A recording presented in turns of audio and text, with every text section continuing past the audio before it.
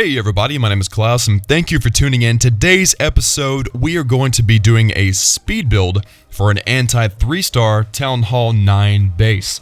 Now, we have done an anti 3-star Town Hall 8 base, and I've had a lot of people say it works really well. And this Town Hall 9 base was designed with the same principles in mind, plus several more different things that are required for a good Town Hall 9 base, including Archer Queen placements and defending against air attacks and all that fun stuff. So anyway, guys, here's what I'd like to do for you. I'm gonna do this speed build for you with the in a decent pace with some good music for you to enjoy.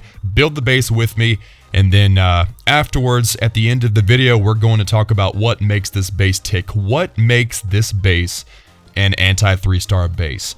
It's designed to defend against hogs. It's designed to defend against queen walk. You won't be able to lure the clan castle very easily. Anti-Gowipe, anti-dragon, I mean, every little nuance that could go into a base, this base has it. So guys, once again, enjoy the speed build, enjoy the music, and I will see you guys afterwards for the explanation. And if that does not interest you and you just want to copy the base, that's fine, but just let me know, later on how it does for you. And, but I do recommend that you stick around and listen and learn, because this could help you design your own base someday. So anyway, guys, enjoy the music. Talk to you soon. Peace.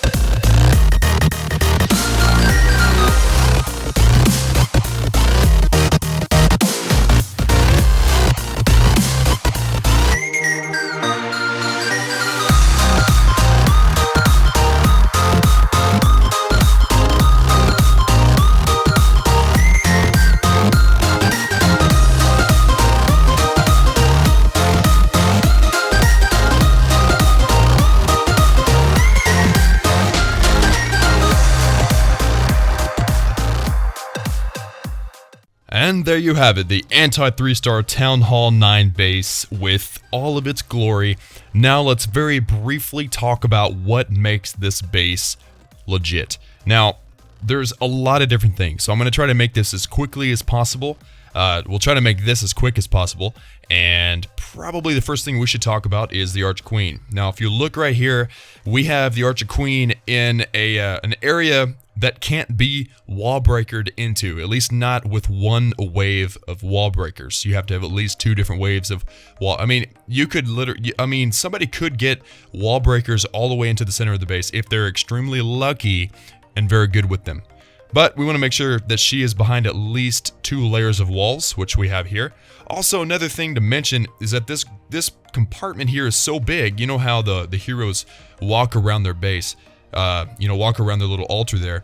Well, it's so big that she won't hop over a wall to do her little thing. So they're always, whoever's attacking this base is going to have to get into this compartment in order to engage the queen. That's the whole idea. And what's good also about the Archer Queen's location is that it's off center.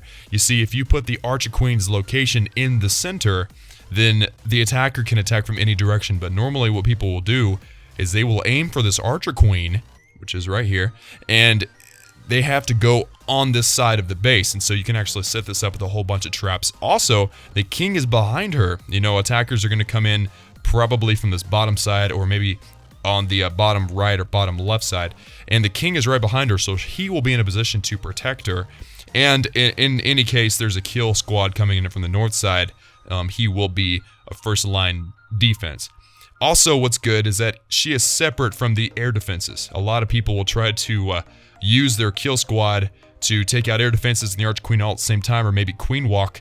But as you can tell, we've got all 4 of our air defenses here and the Archer Queen here. So it's not quite so simple to take them all out. They're kind of making a somewhat of a pentagon. Now, this base is also anti-air.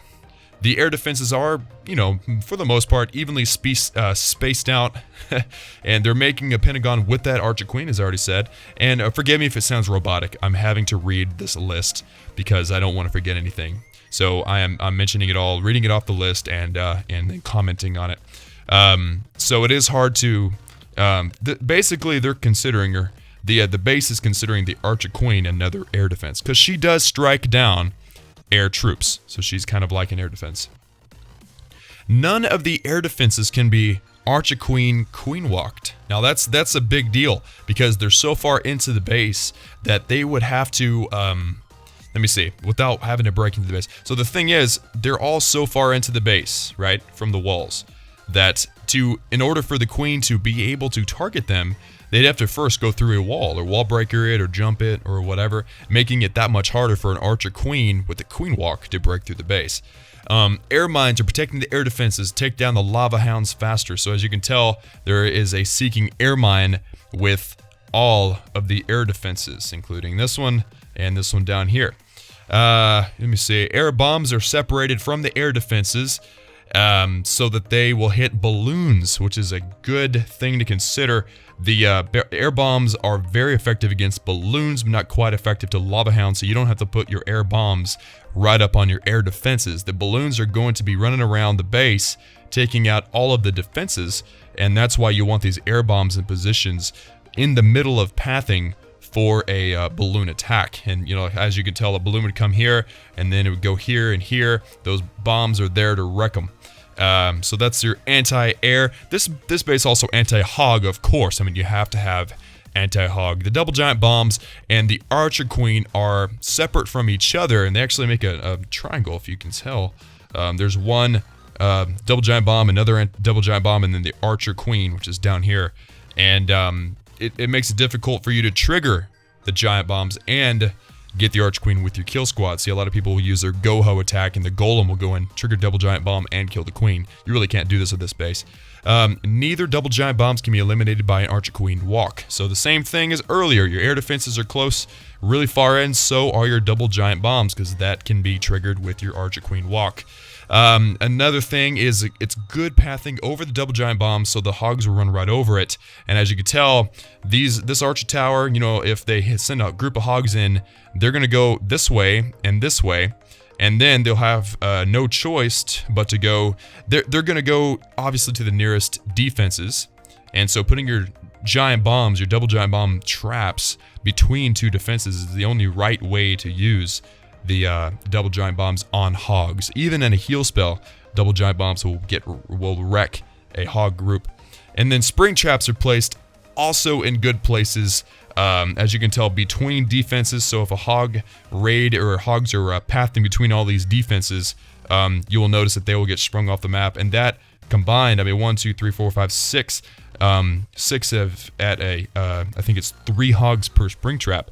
That is 18 hogs that you could potentially spring off the map with your spring traps. And then just a general look at the base. If you look at the clan castle and look at all the defenses on the outside, you would have to destroy one of these defenses in order to lure the clan castle.